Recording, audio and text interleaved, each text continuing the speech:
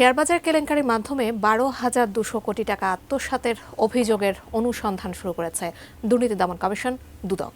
ক্ষমতাচ্যুত প্রধানমন্ত্রী শেখ হাসিনার উপদেষ্টা সালমান এফ রহমান, প্রভাবশালী ব্যবসায়ী সাইফুল আলম এবং প্রশান্ত কুমার বা পিকে হালদার এতে জড়িত বলেও অভিযোগ রয়েছে। ক্ষমতাচ্যুত আওয়ামী লীগের আমল জুড়েই আলোচনা ছিল দেশের শেয়ার বাজার। বিভিন্ন গ্রুপ আর ব্যবসায়ের কারসাজিতে এখানে বিনিয়োগ করে সব হারিয়েছেন বহু সাধারণ মানুষ।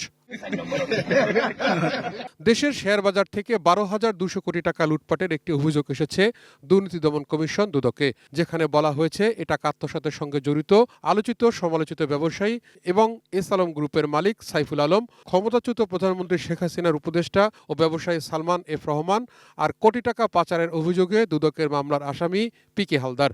জনাব পিকে হালদার, জনাব এস আলম, সালমান এফ রহমান ও নিরীক্ষক সহ অন্যান্যদের বিরুদ্ধে বিভিন্ন সময়ে ব্যাংক, শেয়ার বাজার ও আর্থিক প্রতিষ্ঠানের বিভিন্ন অনিয়ম, দুর্নীতি ও ক্ষমতার অপব্যবহারের মাধ্যমে আইপিও বোনাস শেয়ার জালিয়াতির মাধ্যমে 12,200 কোটি টাকা আত্মসাতের অভিযোগে অনুসন্ধানের সিদ্ধান্ত গৃহীত হয়েছে। এই সংক্রান্তে একটি অনুসন্ধান দল গঠন করা হয়েছে।